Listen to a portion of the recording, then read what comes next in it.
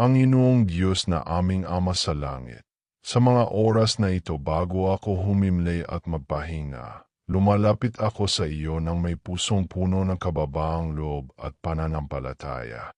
Maraming salamat to, Ama, sa buong araw na lumipas. Salamat po sa lahat ng pagkakataon na nakasama ka namin sa bawat hakbang. Sa mga oras ng tagumpay, ikaw ang aming lakas. Sa oras ng pagsubok, ikaw ang aming gabay. At sa lahat ng bagay, ikaw ang dahilan kung bakit kami narito pa rin at may hininga. Gayon, Panginoon, habang ako ay maghahanda na sa pagtulog, dalangin ko po na tulungan mo akong pakawalan ang lahat ng pasanin na dala ng aking puso at isipan. Ang mga alalahanin tungkol sa aking kinabukasan, ang mga takot tungkol sa aking pamilya, at ang mga pagkabahalang hindi ko kayang sagutin ng sarili ko, lahat ng ito, Ama, ay inilalagak ko sa iyong mga kamay. Nais kong matutong magtiwala ng lubusan, sapagkat alam kong ikaw ay tapa at hindi kailanman nagkukulang.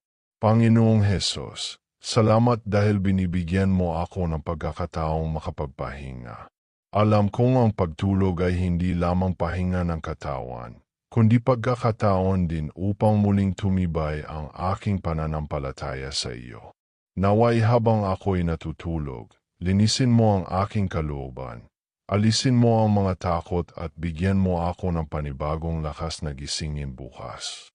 Ama, atawarin mo rin po ako sa aking mga pagkukulang. Sa buong maghapon, may mga bagay na hindi ko nagawa ng tama. May mga pagkakataong nakalimot ako sa iyo. At may mga sandaling hindi ko na ipakita ang iyong pagmamahal sa aking kapwa. Patawarin mo ako, Ama, at linisin mo ang aking puso upang sa pagtulog ko ay madama ko ang iyong kapatawaran at kalinisan. At sa lahat ng nakikinig at nakikibahagi ngayon sa panalangin ito, nais kong ipaalala sa inyo, mga kapatid, kung kayo man ay may mabibigat na pasanin, huwag po kayong mahihiyang isulat ito sa komento. Sama-sama tayong mananalangin para sa isa't isa, sapagkat naniniwala tayo na ang Diyos ay nakikinig sa lahat ng ating hinaing. Huwag din po ninyong kalimutang ilike ang panalangin ito. At higit sa lahat, ibahagi ninyo sa inyong pamilya at mga kaibigan. Sapagkat ang Diyos ay natutuwa sa mga pusong bukas at handang magbahagi ng kanyang salita at pag-ibig. Panginoon, sa mga nakaririnig ng panalangin ito na dumaranas ng lungkot, dalangin ko na ikaw ang maging liwanag nila ngayong gabi. Hipuin mo ang kanilang puso at ipadama mo na hindi sila nag-iisa. Sa mga may dalang sakit sa katawan, Ama, idinadalangin ko ang kagalingan. Palakasin mo sila at bigyan ng pag-asa na bukas ay panibagong simula ng kalusugan at kaginhawaan. Sa mga may suliranin sa kanilang pamilya, dalangin ko po ang pagkakasundo, pag-ibig at pagkakaisa.